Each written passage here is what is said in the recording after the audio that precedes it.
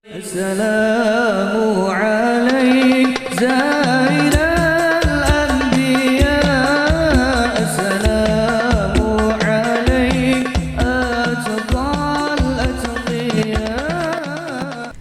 Ya, assalamualaikum warahmatullahi wabarakatuh. Balik lagi bersama kami di sini di podcast Rujukan Dakwah. Seperti biasa bertemu lagi dengan kita berdua, dengan saya Muhammad Hilmi Mutakin selaku pembawa podcast dan narasumber yaitu adalah saudara Fauzan Fadila. Iya. Bagaimana saudara Fauzan Fadila kabarnya? Alhamdulillah. Baik, cuman masih rada-rada sedikit ya ada batuk lah, tenggorokan agak sakit aja. Iya. Gitu. Jadi saudara Fauzan Fadila ini sangat luar biasa ya. Iya.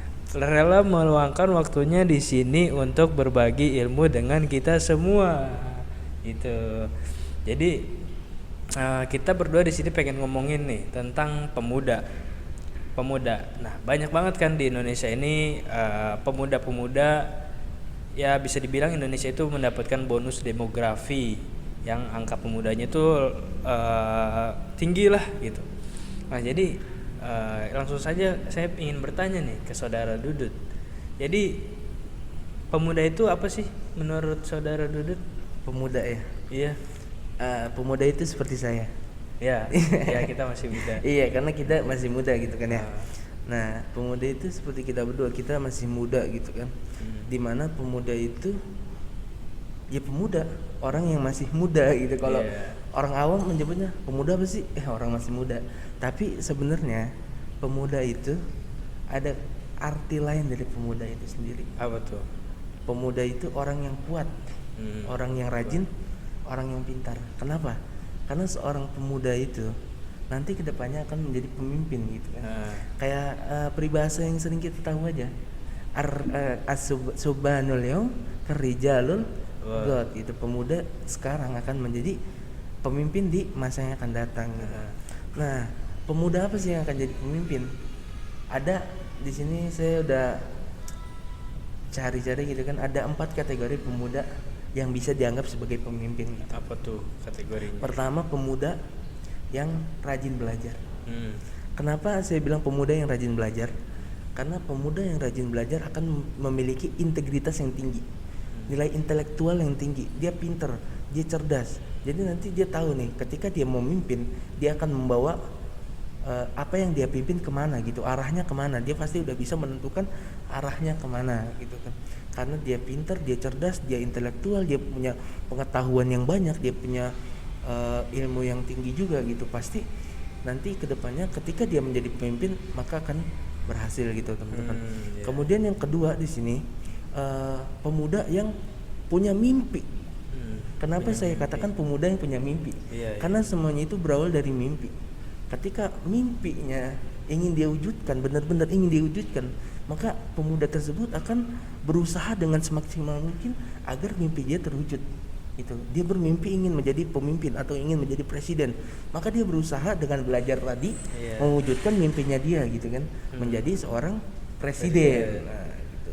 Kemudian yang ketiga apa? Selain dengan tadi mempunyai ilmu yang tinggi, mempunyai mimpi, dia juga harus mempunyai adab kesopanan yang bagus. Adab kesopanan, adab gimana sih, perilaku gitu. Perilaku yang bagus, yang baik gitu, berperangai baik gitu. Jadi kenapa saya bilang pemuda yang mempunyai adab perangai yang baik? Karena ilmu saja nggak cukup untuk menjadi orang yang baik. Terkadang ilmu orang yang punya ilmu tapi tidak mempunyai adab, maka orang tersebut maka akan tercampakkan gitu. Ini apa sih, ilmunya doang tinggi tapi nggak punya adab, maka orang lain akan menganggap dia sebagai pemuda yang tidak bermoral gitu. Nah, namun sebaliknya, ketika pemuda mempunyai adab yang bagus, sopan santun, taat terhadap orang tua atau sopan kepada yang lebih tua gitu kan, maka orang lain yang melihatnya akan segan gitu, wah ini anak pemuda ini dia pas di ininya sopan gitu kan, baik, suka menolong, rendah hati, berperilaku baik terhadap orang tua atau segala macam, maka nanti ada nilai plus sendiri gitu. Ketika dia akan menjadi seorang pemimpin, maka yang akan dipimpinnya memiliki berpandangan baik terhadap si pemuda tersebut gitu. Yang terakhir, yang keempat, dia harus pemuda tersebut harus rajin, dekat dengan agama.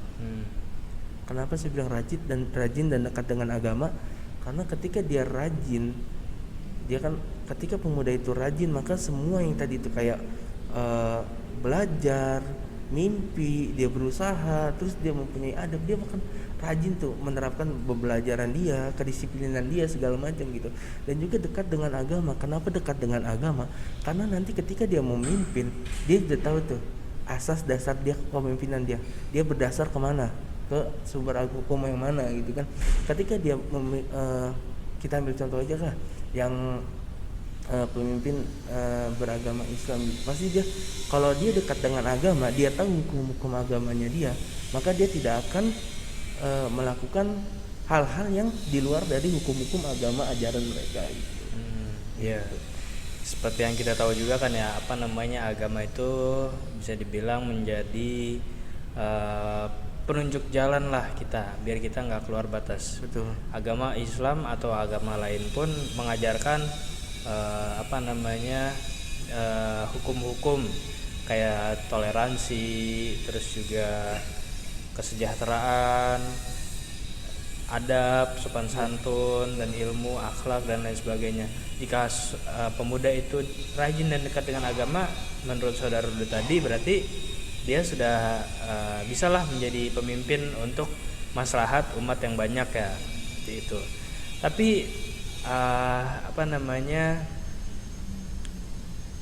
mengenai adab dan moral ya, kalau misalkan kita lihat nih, pemuda sekarang tuh bisa dibilang Indonesia tuh masih krisis moral atau adab.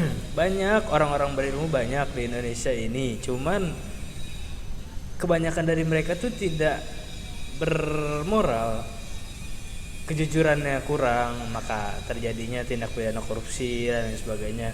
Itu tidak hanya dilakukan oleh orang-orang yang senior saja, tapi juga junior juga bisa dilihat-lihat. Jadi menurut saudara Dudu tadi benar bahwa pemuda itu harus memiliki adab dan moral atau kejujuran agar bisa menjadi tombak kepemimpinan di masa yang akan datang. Tapi pemuda di Indonesia ini tuh bermacam-macam. Kalau misalkan kita lihat nih di era digital ini nih, sekarang era media sosial, itu tuh banyak pemuda yang bermain atau lebih banyak menghabiskan waktunya di TikTok. Iya. Iya, TikTok. Kita pasti tahu semua kan di sini apa itu TikTok. Jadi nggak cuma pemuda doang sih di TikTok, ada dari mulai anak kecil, ada remaja, dewasa, pemuda juga, terus ada orang tua juga, tapi kebanyakan diakses oleh remaja ke bawah. Banyak deh itu pemuda yang menghabiskan waktunya di TikTok. Oke lah gitu, kalau misalkan dia menghabiskan waktunya di sana dan menghasilkan uang atau penghasilan lah. Iya, alhamdulillah deh kalau berpenghasilan ya dari aplikasi itu ya. Jadi kita juga harus bisa memanfaatkan aplikasi itu dengan baik gitu. Nah, tapi kita juga nggak boleh gitu ya, atau pemuda kita pemuda jangan menghabiskan waktu terlalu sering di aplikasi TikTok atau membuang-buang waktu lah gitu. Kayak contohnya lebih banyak berjoget-joget gitu dan lain sebagainya. Iya. TikTok Jadi macam. bagaimana pandangan saudara Dudut mengenai pemuda yang lebih banyak menghabiskan waktunya atau bisa dibilang ya menyia-nyiakan waktunya di TikTok lah. Jadi dari pagi sampai siang scroll TikTok terus, itu gimana? Oke, baik. Tadi pertama yang saudara katakan tentang adab itu. Iya. Tadi saya katakan juga pemuda itu harus memiliki adab dan moral yang baik. Ya, benar. Indonesia memang lagi krisis tentang adab dan moral gitu, apalagi para pemudanya gitu kan. Tatkala sering kita jumpai pemuda-pemuda di sekitar kita gitu kan memiliki adab dan moral yang kurang baik. Kenapa? Karena terkadang kita melihat pemuda tersebut acuh terhadap lingkungannya.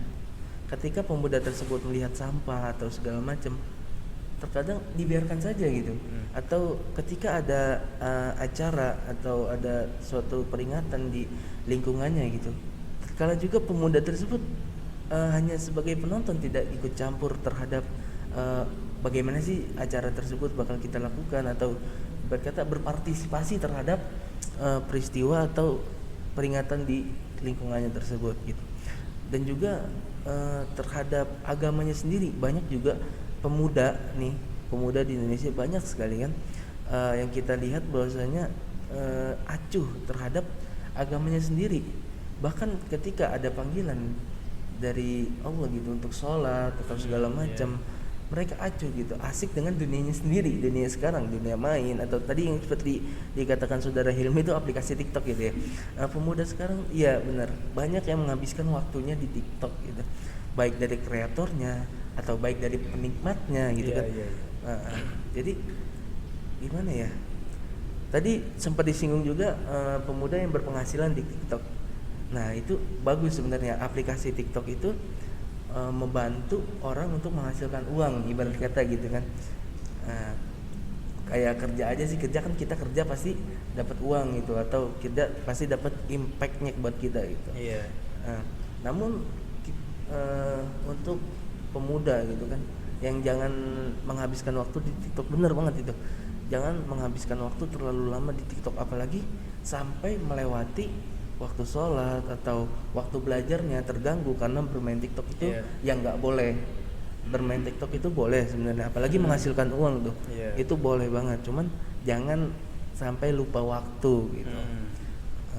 Sebenarnya bukan hanya di aplikasi TikTok aja ya, tapi juga banyak juga di, sebenarnya kalau misalkan kita lihat dari sumber penghasilan itu bisa juga di YouTube, TikTok, terus aplikasi lain sebagainya, itu boleh aja. Tapi kalau menurut saya pribadi nih sebagai pemuda, kita tuh menjadikan itu tuh bukan sebagai tujuan yang utama. Ya sebagai hobi lah, boleh iseng-iseng hobi berpenghasilan kan lumayan. Tapi menurut saya tuh itu tuh cuma sebatas hobi iseng-iseng, tapi yang utamanya itu adalah belajar. Belajar dan ibadah gitu. Yang utama itu. Jadi kita tuh menurut saya sebagai pemuda, kita harus belajar gitu.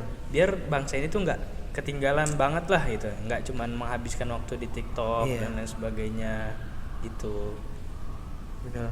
Karena kan yang tadi di awal sudah saya sampaikan gitu kan, pemuda sekarang adalah pemimpin di masa yang akan datang gitu. Kenapa saya bilang gitu? Karena setiap pemuda pasti akan menjadi pemimpin. Kullukum ra'in an kullukum an ra'iyatin.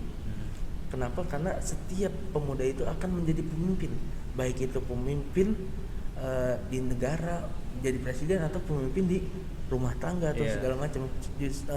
Khususnya kita berdua nih, karena kita pemuda dan kita laki-laki, pastinya kita nanti akan menjadi pemimpin di rumah tangga kita gitu.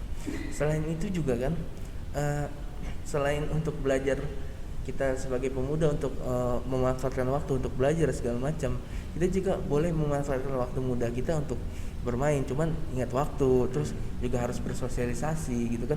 Pernah kita dengar kan, pasti nikmatilah masa mudamu sebelum datang masa tuamu gitu kan. Kenapa ada peribahasa begitu, nikmatilah masa mudamu ketika sebelum masa tuamu datang? Karena di masa muda kita bisa melakukan segala hal. Karena di masa muda kita bisa melakukan sesuatu yang belum tentu kita bisa lakukan ketika kita sudah menjadi orang tua. Betul gak? Kita bisa bebas bermain, kita bisa bebas bergaul, gitu kan. Ketika nanti kita menjadi orang tua, kita punya tanggung jawab yang lain, sehingga ketika kita ingin main, wah kita punya tanggung jawab yang lain nih, nggak bisa main. Kita mau jalan-jalan nih, mau sosialisasi sama teman-teman kita, mau kumpul di mana gitu. Kita menjadi orang tua punya tanggungan, punya anak kecil gitu kan. Wah aku punya anak nih, nggak bisa main-main lagi nih gitu kan. Nah maka itu, dari itu kita juga harus menikmati masa muda kita sebelum masa tua kita. Terus juga tadi kembali ke aplikasi TikTok ya, bener itu bagus sebenarnya menghasilkan uang dari TikTok itu. Karena pemuda yang bagus itu, pemuda yang baik itu, yang berkata inilah saya, bukan inilah orang tua kita. Ha an naza laisa kana abi gitu kan. Jadi ibarat kata pemuda itu dia udah bisa membuktikan bahwasanya dirinya bisa berpenghasilan loh tanpa pakai uang orang tua. Dia pemuda tersebut bisa membeli barang yang dia inginkan tanpa pakai duit orang tua mereka gitu. Itu sebenarnya pemuda yang bagus, pemuda yang berkreativitas tinggi dan berinovasi gitu, dengan memanfaatkan aplikasi-aplikasi tadi, dengan TikTok, YouTube, Facebook segala macam gitu. Mereka menghasilkan uang dari situ gitu. Bagus banget sebenarnya. Iya, tapi menurut saudara Dut tadi perlu saya ini kan mungkin ya, pemuda tuh menikmati masa muda. Iya. Boleh menikmati, sangat boleh menikmati masa muda, tapi jangan sampai masa mudamu itu menghancurkan masa tuamu nanti. Betul. Kan tadi kayak saya udah bilang dari awal juga, pemuda yang bagus itu kan harus belajar juga. Selain harus belajar juga nikmati dengan bermain boleh, berkumpul dengan teman boleh, bersosialisasi boleh. Karena kalau pemuda nih disuruh belajar terus, nggak ada refreshingnya, otak dipakai terus, maka kan lama-lama akan mumet. Dia akan stres sendiri, bahkan bisa lebih merusak lagi ketika dia menjadi orang tua gitu. Iya, tapi ya nikmati boleh, tapi cuman jangan sampai yang merusak jati diri atau merusak masa depan nantilah gitu. Jadi bergaul juga harus pilih-pilih juga sebenarnya. Boleh bergaul, tapi bergaul sih jangan itu. Maksudnya bergaul tuh boleh sama siapa aja. Iya, boleh cuman sama siapa aja. Harus bisa jaga diri dengan harus baik. punya prinsip atau idealisme yang kuat gitu. Kalau misalkan kita bergaul dengan orang yang tidak baik gitu, kita harus bisa jaga diri kita agar tidak terbawa kepada yang negatif itu gitu. Kalau bisa kita bawalah mereka untuk ikut kepada kita, menjadikan sesuatu yang positif lah. Betul. Gitu. Harus positif. Iya. Setidaknya kalau kita masuk di pergaulan yang menurut kita auranya negatif gitu, kita jangan sampai terbawa ke negatif itu. Kalau bisa kita mempositifkan yang negatif gitu kan. Iya. Asal jangan sampai positif. Nah, positif apa itu? Positif apa itu? Positif apa itu? Wah, iya. Jadi jangan sampai positif yang bahaya-bahaya dah pokoknya ya. Pokoknya teman-teman pemuda di sini harus jauhi narkoba. Ya. Dan apapun itu, obat-obatan dijauhi. Itu karena itu akan merusak masa depan kita sebagai pemuda. Merusak gitu. Semuanya. Iya, merusak keluarga juga, merusak ya pokoknya bangsa ini juga mau ikut rusak. Iya, betul. Bakal rusak bangsa ini, karena suatu bangsa yang dilihat itu pemudanya. Ketika pemudanya rusak, maka bangsa itu akan ikutan rusak. Ketika pemuda itu baik, pemuda itu bagus, maka negara itu akan menjadi negara yang baik, negara yang bagus, negara yang berkembang, negara yang maju sekalipun. Kata presiden pertama kita Soekarno apa? Betul. Yang itu kan berikan aku 1000 orang tua, kan kucabut Semeru dari akar-akarnya gitu. Berikan aku 10 pemuda, kan kuguncungkan dunia. Wah, keren sekali nih kita sebagai pemuda nih. Soekarno gitu kan. 10 pemuda bisa mengguncangkan dunia gitu, teman-teman. Tapi jangan sampai kita menjadi pemuda yang merusak dunia. Betul, jangan sampai menjadi pemuda yang merusak Jadi kita dunia gitu. Harus banyak belajar. Pemuda tuh masih punya tenaga yang banyak, punya pikiran yang masih jernih, maksudnya masih bisa untuk berpikir lah gitu. Terus juga masih punya kekuatan untuk kesana kemari dalam hal yang positif. Ya, gitu. bisa berkreativitas, inovasi segala macam. Kita ciptakan gebrakan buat anak muda gitu kan, karena semuanya kembali lagi, pemuda sekarang adalah pemuda yang akan menjadi pemimpin di masa yang akan datang gitu, teman-teman. Harus peduli ya teman-teman pemuda dengan lingkungan kita, masyarakat kita. Kita juga harus toleran terhadap mereka-mereka yang berbeda daripada kita. Memiliki pemahaman yang berbeda. Itu. Tapi sampai saat ini sih saya lihat di Indonesia ini banyak nih gerakan-gerakan pemuda baru. Maksudnya kayak di dunia politik ada Gen Z gitu, Generation Z itu ada, terus dan lain sebagainya, itu banyak sih. Nah, seperti yang saudara Fauzan tadi bilang bahwa pemuda itu bisa menjadi pemimpin, ya. atau ya akan menjadi pemimpin lah di masa yang akan datang. Ya. Pemimpin dalam hal ini bukan hanya pemimpin negara tapi juga pemimpin keluarga dan lain Betul. sebagainya. Nah, sekarang tuh saya tertarik gitu untuk bertanya mengenai pemimpin pemuda itu akan menjadi pemimpin yang kepemimpin keluarga gitu kan ya. Kepemimpinan Tapi keluarga. saat ini tuh banyak perceraian yang disebabkan oleh ya satu dua konflik gitu. Jadi menurut saudara Fauzan tuh, jadi kita nih seorang pemuda yang akan menjadi pemimpin keluarga itu harus seperti apa gitu? Pemimpin dalam keluarga itu ya. Pembahasan ini menarik banget sebenarnya. Kenapa? Ketika seorang pemimpin pasti apapun yang diucapkan, apapun yang diperintahkan, ibarat kata kita pemimpin, kita nyuruh ini pasti bawahnya harus menuruti gitu kan. Nah, begitupun juga di keluarga gitu. Pemimpin keluarga atau ibarat kata laki-laki kan sebagai pemimpin dari keluarga gitu kan. Ibarat kata si pemimpinnya ini menanggung semua yang ada di keluarga tersebut gitu kan. Kenapa tadi banyak kasus-kasus perceraian di keluarga-keluarga khususnya keluarga yang masih muda gitu kan. Iya betul. Karena di situ pemimpinnya kurang bagus. Kenapa saya Kurang katakan siap. kurang bagus atau kurang siap gitu kan? Untuk menjadi Kenapa pemimpin. saya katakan demikian? Karena dia belum siap menanggung semuanya gitu. Ya. Ketika dia mau berkomitmen untuk menjadi pemimpin di rumah tangga, dia harus berkomitmen untuk jadi dia harus siap menanggung segala apapun yang terjadi di lika-liku rumah tangganya gitu kan. Dimana pasti dengan cekcok atau perbedaan pendapat Pasti atau ada. segala macam pasti ada itu di yang namanya di rumah tangga pasti selalu ada gitu. Nah, untuk masalah-masalah itu ya belum tahu juga karena kan kita masih belum nikah gitu teman-teman ya. Cuman- Jadi ibarat kita kasih tahu gambarannya aja gitu Iya. kan. Kenapa itu pemuda sering ada perceraian karena belum siap pemimpinnya gitu kan. Dimana ketika pemimpin harus pemimpin itu pemimpin keluarga yang baik itu ketika dia berkata sesuai dengan ajaran agamanya. Maksudnya kenapa?